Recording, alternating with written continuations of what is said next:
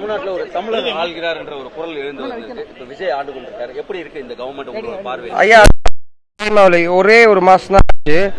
அவருக்கு டைம் கொடுங்க, அவருக்கு வேலை பார்க்கறதுக்கான டைம் கொடுங்க. அதுவும் இல்லாமல் சமூக நீதி சார்பாக பேசுகிற அதுக்காக நிறைய காலமாக களத்தில் ஒர்க் பண்ணிட்டு இருக்க நிறைய பேர் அவர் கூட இருக்காங்க. அதனால நல்லது நடக்கும்னு நம்ம வேண்டிப்போம். நல்லதே நடக்கும்.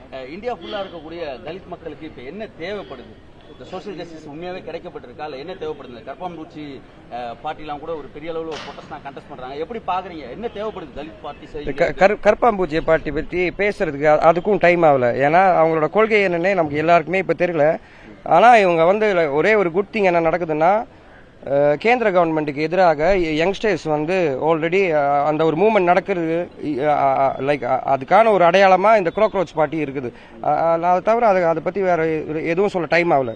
ஈழத்து மண்ணில் இருக்கக்கூடிய மக்கள் எப்படி பார்க்கறாங்க தமிழ்நாடு கவர்மெண்ட்டை? எம்பி அங்க இருக்கக்கூடிய எம்பி அர்ஜுனன்லாம் பார்லிமெண்ட்ல பேசினதெல்லாம் பார்க்க முடியுது.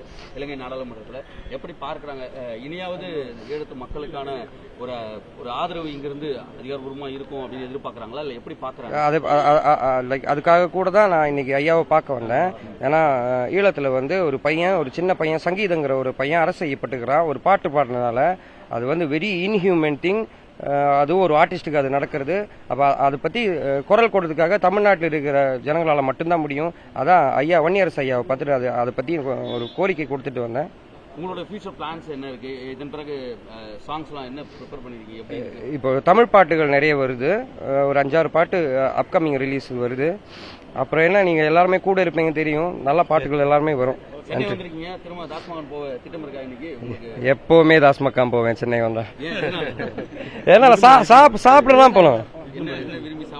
மாடு தான் விரும்பி சாப்பிடுவேன். பல இடங்கள்ல வந்து நான் காலையிலே மாடு சாப்பிட்டு தான் வந்தேன். சாயங்காலமும் மாடு தான் சாப்பிட போறேன். என்ன பிரச்சனை இப்ப இருக்கு? இல்ல இன்னமும் சில இடங்கள்ல கறி வெட்டுவதற்கான அனுமதிகள் எல்லாம் மறுக்கப்பட்டு பக்ரீத் காலகட்டங்கள்ல இங்கே இருந்தது. நான் ஒரு ஜனாதிபத்திய ராஜ்யத்துல வாழ்ந்துன்னு இருக்கேன். எனக்கு இங்க பிடிக்கிறத யாருக்குமே ஹர்ட் பண்ணாம நான் சாப்பிடுவேன். லைக் அதுல எந்த பிரச்சனையுமே இல்லை. இது ஒரு ஜனாதிபத்திய ஊர். அவர்களுடைய உணவு அவங்களோட உரிமை தான். உங்களுக்கு பிடிச்ச நீங்க சாப்பிடுங்க, பிடிக்கலன்னா விட்டுருங்க, அவ்வளவுதான். எனக்கு பிடிச்ச நான் சாப்பிடுறேன், அவ்வளவுதான். நன்றி.